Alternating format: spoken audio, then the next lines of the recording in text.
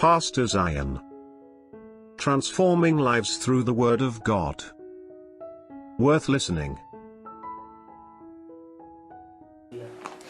मत्ती की पुस्तक 6:24। Now it's very important. ये कहता है, No man can serve two masters. कोई भी दो मालिक की सेवा नहीं कर सकता। For either he will hate one and love the other, or else he will hold to the one and despise the other. या तो वो एक से प्रेम करेगा, दूसरे से घृणा, या तो वो एक को पकड़े रहेगा और दूसरे को नकारेगा। कोई भी व्यक्ति दो मालिक के सेवक, दो व्यक्ति को एक साथ सेवा नहीं सकता। उसके बाद लिखा है, Ye cannot serve God and mammon. तुम परमेश्वर को और मैमन को एक साथ सेवा नहीं कर सकते। मैमन कौन है? यहाँ पे मैमन का क्या मतलब है? मैमन का जो उस समय जाना जाता था वो था धन, और इसका वाकई मतलब है दुनिया। तुम दुनिया को और परमेश्वर को एक साथ, तुम दोनों की सेवा नहीं कर सकते। Praise God. You know, बहुत बार जब हम देखते हैं परमेश्वर किस तरीके से लोगों को चलाता है। एक समय होता है जब परमेश्वर सबको एक आज़ादी देता है। आज़ादी नहीं, मतलब छूट देता है किसी भी तरह चलने की, कि हाँ एक छूट है, बच्चा है तो क्या हुआ, उस तरीके की छूट। उस समय वो किसी भी तरीके से प्रार्थना करे, उसके प्रार्थना का जवाब मिल जाता है। वो गलतियां करे, परमेश्वर उसे हार्डली नहीं लेता। परंतु एक समय आता है, परमेश्वर चाहता है कि उसके बच्चे मैच्योर हो, उसके बच्चे स्ट्रांग हो, मसीह में स्ट्रांग हो, अपने विरासत में स्ट्रांग हो। क्योंकि जब तक एक व्यक्ति मैच्योर नहीं होगा, वो अपने जीवन से बड़े बड़े कार्यों को नहीं कर पाएगा।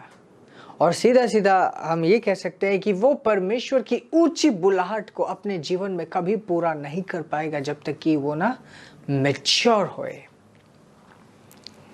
तो शुरुआत में बहुत सारी चीजें एक्सेप्टेबल होती हैं, परंतु एक टाइम आता है, परमेश्वर कहते हैं कि नहीं, अब इसे बड़ा होना है, इसके अंदर समझदारी दिखनी चाहिए। आज मैं आपको एक ऐसा सच्चाई बताना चाहता हूं जो कि सच है, हालांकि हम सब लोग जानते हैं, परंतु ये बहुत इंपॉर्टेंट है इसको जानना समझना। ध्यान दीजिए, अभी हमने पढ़ा कि एक व्यक्ति दो लोगों की सेवा नहीं कर सकता, दो मालिकों की सेवा नहीं कर सकता। नाउ अंडरस्टैंड, हम अपने जीवन में जो कुछ भी करते हैं, अगर वो पवित्र आत्मा के द्वारा परमेश्वर के अगुवाई में करते हैं, तो वो स्वर्ग के दूतों को अट्रैक्ट करती है, परमेश्वर के अनुग्रह को अट्रैक्ट करती है, परमेश्वर के साथ को, परमेश्वर के पक्ष को अट्रैक्ट करती है। और इसके साथ ये सच्चाई जुड़ी हुई है, हर वो चीज जो परमेश्वर को अट्रैक्ट नहीं करती, वो शैतान को अट्रैक्ट करती है। शैतान के पिशाचों को अट्रैक्ट करती है, डीमंस को, इविल स्पिरिट्स को अट्रैक्ट करती है। Praise God. नाउ बहुत बार बहुत से व्यक्ति सोचते मैं तो सिर्फ वो कर रहा हूं जो मेरा मन चाह रहा है, बट एक व्यक्ति का कार्य शैतान के लिए एक दरवाजा बन सकता है, और इसका कोई लेना देना नहीं है कि वो मसीह में है या मसीह में नहीं है। Praise God. यू नो, एक व्यक्ति मसीह में रहते हुए शैतान के लिए अपने दरवाजे खोल सकता है। हाँ, वो स्वर्गीय भाषा में प्रार्थना कर रहा है, चर्च जा रहा है, नया जन्मा है, बट अपने कार्यों, अपने निर्णयों के वजह से उसने शैतान के लिए दरवाजा खोला हुआ है। That's possible। पढ़ेंगे 2 Corinthians chapter 4 verse 3 and 4।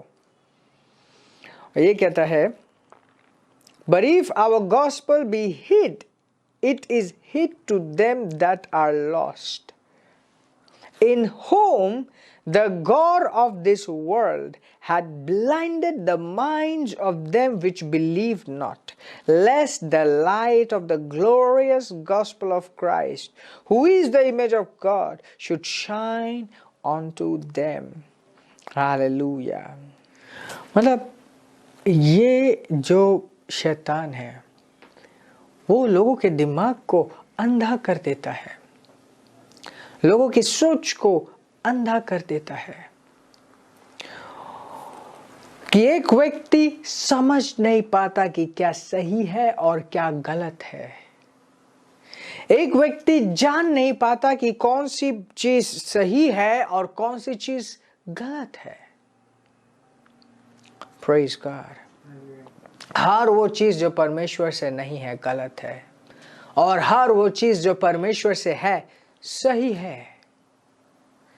Get it clear. हर वो चीज जो परमेश्वर से नहीं है वो गलत है, और हर वो चीज जो परमेश्वर से है वो सही है। अब जो हम मसीह में हैं, हमें एक अलग तरीके का जीवन दिया गया है कि हम उसे जिए। उसे कहते हैं मसीह का जीवन। मसीह का जीवन। इफिसियों की पुस्तक 4 अध्याय और रुकिए जरा, 17 आयत 4 का 17।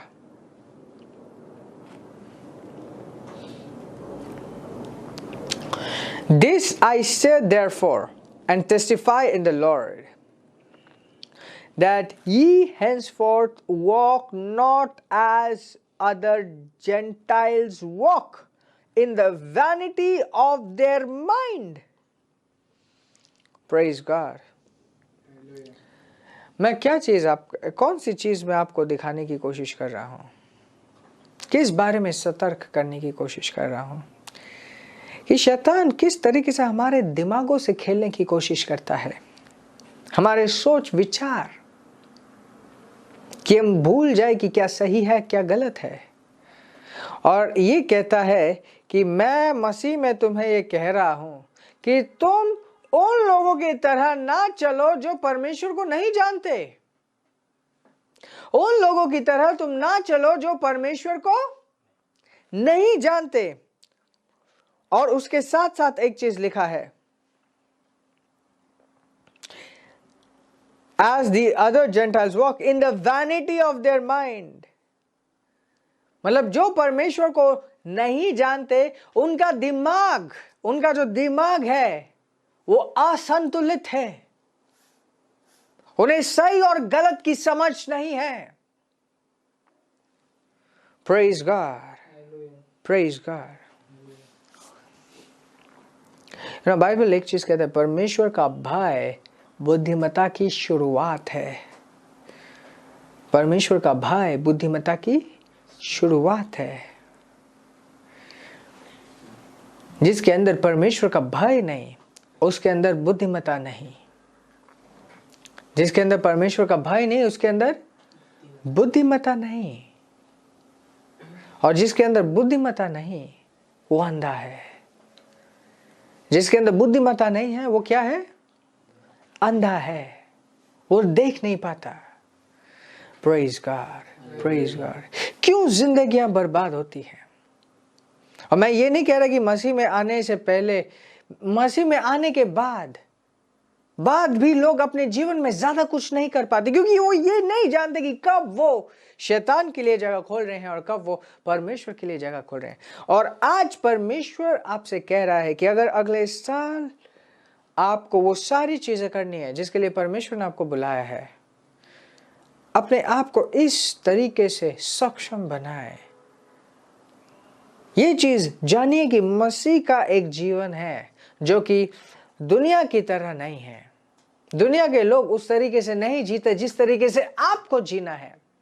और उसमें सबसे प्रथम चीज होती है आत्मिक चीजों के प्रति सिंसेरिटी, आत्मिक विषयों में sincerity. That is so important. Praise God, praise God. आपका एक जीने का ढंग, सोचने का ढंग, निर्णय लेने का ढंग अलग होना चाहिए। हर एक व्यक्ति जो इस दुनिया का है उससे अलग होना चाहिए। दुनिया का व्यक्ति अपने हिसाब से देखेगा, आप उस हिसाब से देख नहीं सकते। अगर आप उस हिसाब से, दुनिया के हिसाब से देखोगे तो आप दुनिया के हिसाब से चलोगे।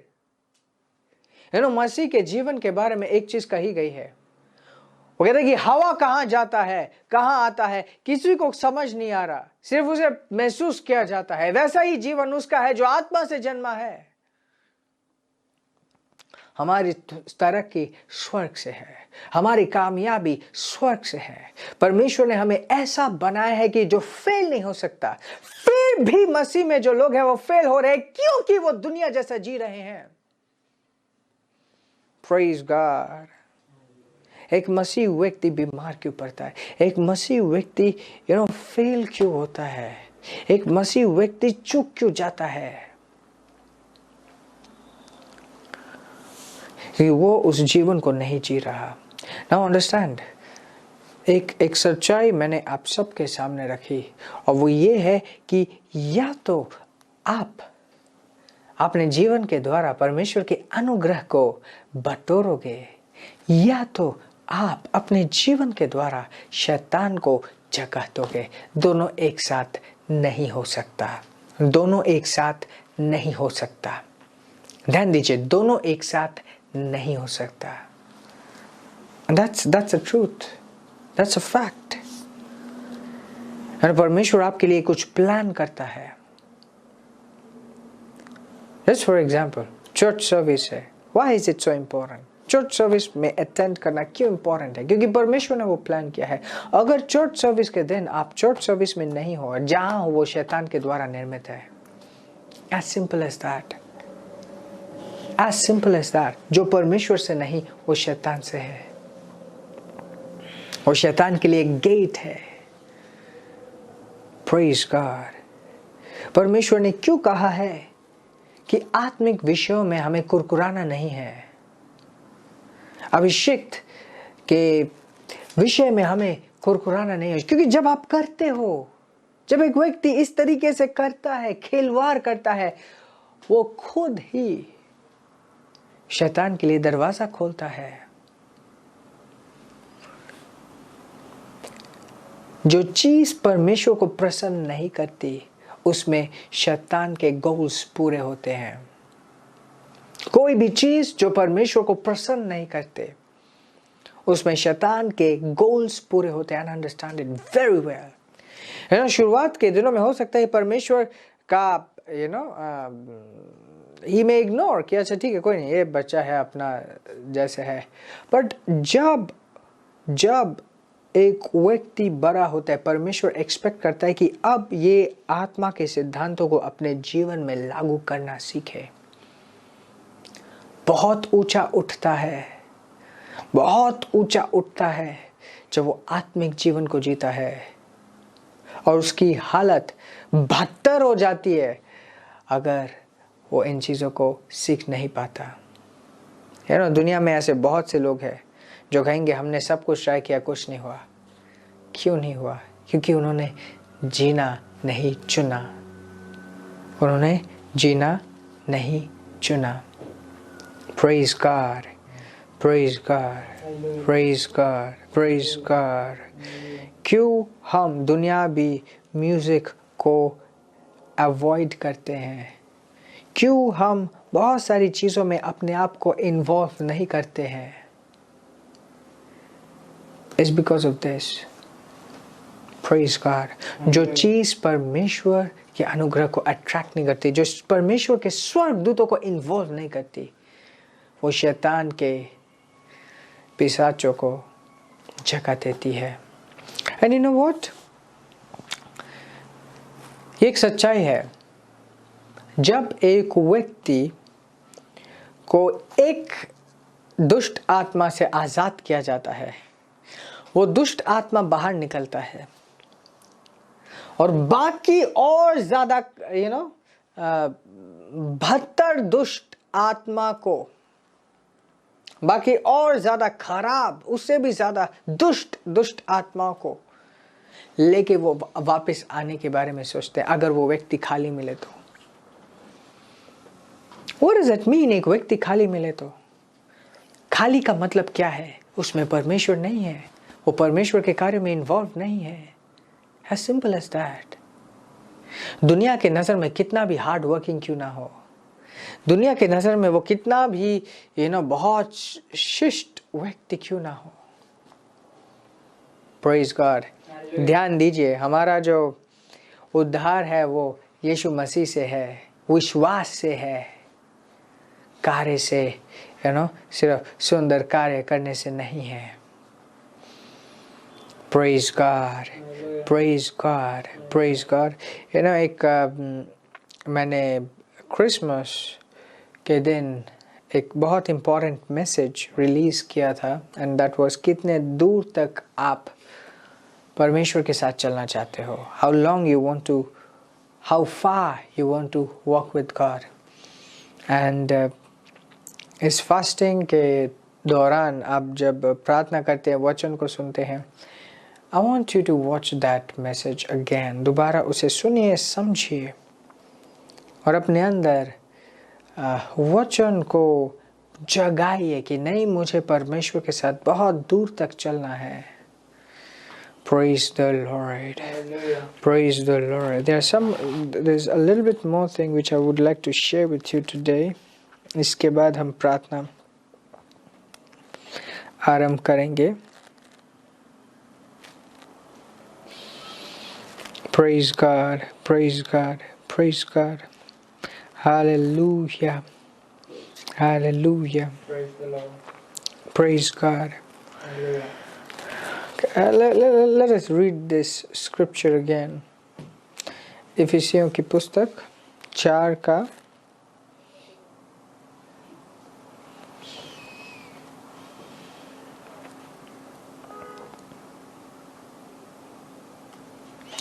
17-18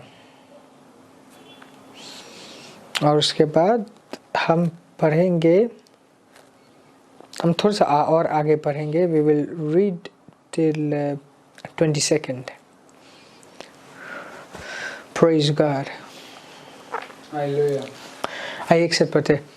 This I say therefore and testify in the Lord, that ye henceforth walk not as other Gentiles walk, in the vanity of their minds. Praise God. Hallelujah. कहते कि तुम उस तरीके से ना चलो जिस तरीके से बाकी के जेंटाइल्स का मतलब अविश्वासी, मतलब वे जिनका परमेश्वर से कोई लेना देना नहीं है ना। जब मेरी बेटी का जन्म हुआ था, उसके जन्म होने के अगले ही दिन, I think it was a church service, और वो चर्च सर्विस में थी, एंड मेरी वाइफ पास्टर प्रेज बेटी के जन्म होने से पहले चर्च सर्विस, उसमें भी वो प्रेजेंट थी। इनफैक्ट उस समय कोई लॉकडाउन नहीं होता था और हफ्ते में सिर्फ एक सर्विस नहीं, मल्टीपल सर्विस होते थे, एंड ऑल ऑफ देम मेरी वाइफ और मेरी बेटी 1 महीने की भी नहीं हुई। बहुत से लोग घर में रखते हैं अलग अलग चीज़ सोच के, But we were like, nahi, church is important. Church is important. Church is very important. You know, हमारे माइंड में बहुत बार बहुत सारी चीज़ें आती हैं. Learn to distinguish मतलब अलग करना कि क्या बुद्धिमत्ता है और क्या बुद्धिमत्ता नहीं है. हमें चर्च मतलब सिर्फ वो गैदरिंग नहीं, मतलब परमेश्वर से बहुत सारी चीजें सीखने को मिलती है. चर्च का लीडरशिप दिया गया है ताकि आपको समझ मिल पाए, आपके सामने एक एग्जाम्पल हो. Praise God. हर एक वक्त आप एक कारण के साथ आते हो वो ना करने के लिए जो आपको कहा गया है करने के लिए. आप अपने लिए एक दरवाजा खोल रहे हो. आप अपने लिए एक दरवाजा खोल रहे हो शैतान को आमंत्रित करने के लिए. एंड जितना आप ऐसे करोगे आप देखोगे कि धीरे धीरे आपको लगेगा कि हाँ, पहले टाइम हम तो पता नहीं क्यों ऐसे ही ये सब चीज करते थे. आपको लगेगा कि वो सारे कार्य जो आपने विश्वास में किए हैं, वो विश्वास में किए गए कार्य उनकी ज्यादा महत्वपूर्णता आपको नहीं लगेगी. You know why? क्योंकि जब आप पहली बार फिसलना स्टार्ट किए, आपने खोला कि ठीक है ये कहा गया कोई नहीं, हम कुछ और करते हैं, वहां आपकी शुरुआत हुई आपको अंधा बनाने के लिए. किस तरीके से एक व्यक्ति अंधा बनता है? किस तरीके से एक व्यक्ति अंधा का मतलब क्या है? विश्वास के रास्तों को वो समझ नहीं पाता. अंधा. Do you understand that? उसे समझ नहीं आता कि विश्वास क्या है. है ना, एक टाइम पे वो अपने बीज बोता था, विश्वास के साथ फाइनेंसेस में आगे बढ़ता था. अब अचानक से उसे लगने लगा कि मैं तो कितना कुछ दे दिया. वो भूल गया, उन सारे चमत्कारों को भूल गया. अब वो अपना मैनेज करके चल रहा है. अंधा. क्या हो गया वो? अंधा. अंधे का मतलब क्या है? विश्वास का रास्ता उसके लिए बंद हो चुका है. वो देख नहीं पा रहा कि ये भी रास्ता है, ये भी संभव है. और वही पतन की शुरुआत है. वही पतन की शुरुआत. Never let it happen to you. ऐसा अपने साथ कभी ना होने दीजिए. जब एक टाइम था वो वचन को इंपॉर्टेंट लेता था अपने जीवन में. एक टाइम था वो वचन को सीरियसली लेता था. अगर चर्च में बोलेगा फास्टिंग करना तो कुछ हो जाए वो फास्टिंग करेगा. अगर कुछ बोला जाता कि इतने बजे हमें एक साथ प्रे करना है, वो रेडी रहता था.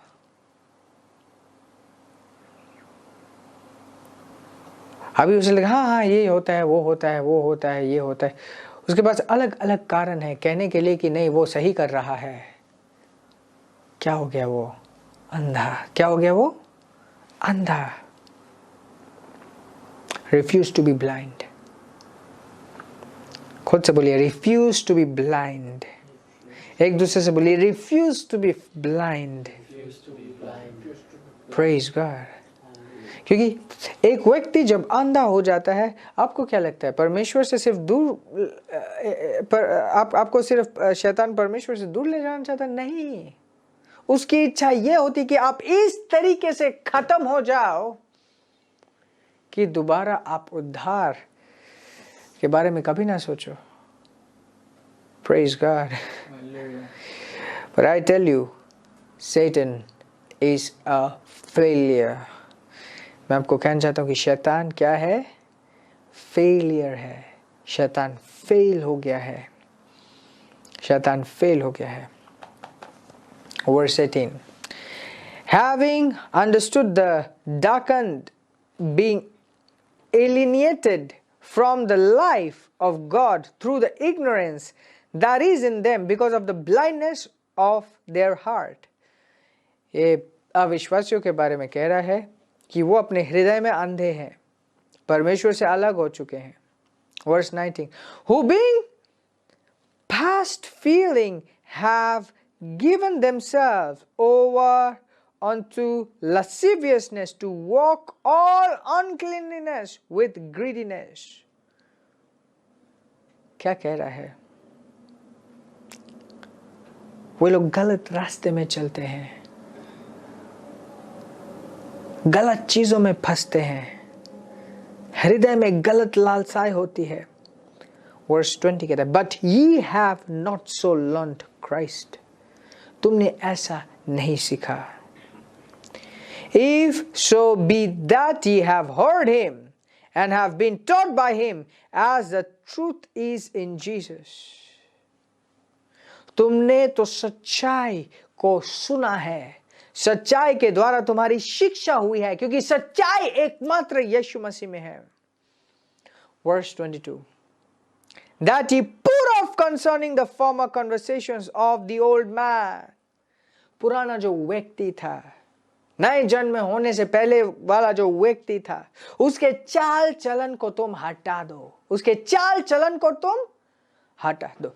Now understand this. क्यों कहता है परमेश्वर का वचन कि ये इंपॉर्टेंट है कि आप असमान जुए को ना जोतो? मतलब आपके क्लोज फ्रेंड्स अविश्वासी नहीं हो सकते. क्यों?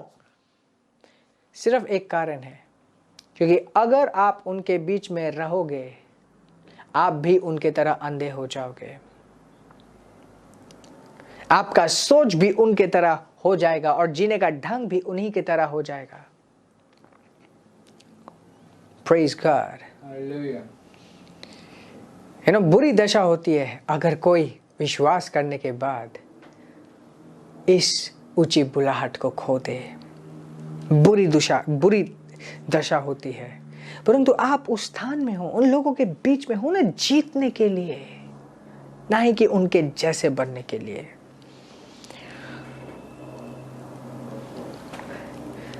Verse 23, and it says, and be renewed in the spirit of your mind. Be renewed in the spirit of your mind. Verse 24, and that ye put on the new man, which after God is created in righteousness and true holiness. Hallelujah. वो कहते कि अपने दिमाग के आत्मा में नए हो जाओ और उस क्या कहते हैं, and that put on the new man, उस नए व्यक्ति को पहन लो जो मसीह में, उसकी सच्चाई में नया जन्मा है, उसका नई तरीके से सृष्टि हुई है, सच्चाई में, सहीता में. और एक शब्द लिखा है ट्रू होलीनेस. ट्रू होलीनेस मतलब एक फेक होलीनेस भी होता है. फेक होलीनेस भी होता है कि हाँ आप सब कुछ कर रहे हैं, परंतु आपका दिमाग, आपका सोच अंधा पड़ा हुआ है. कर तो रहे हैं सब कुछ, चर्च आ रहे हैं, प्रेयर कर रहे हैं, सब कुछ कर रहे हैं, बट अपने सोच को बदले नहीं, अभी भी उसी चीज में फंसे हुए हैं, अटके हुए हैं. Praise God. Don't let it happen to you. ये आपके साथ ना हो. Praise God. Praise God. पूरे वीडियो को देखने के लिए पास्टर ज़ायन जी के यूट्यूब चैनल को सब्सक्राइब करें. This program is brought to you by Ambassadors of Zion Church, making the world a better place.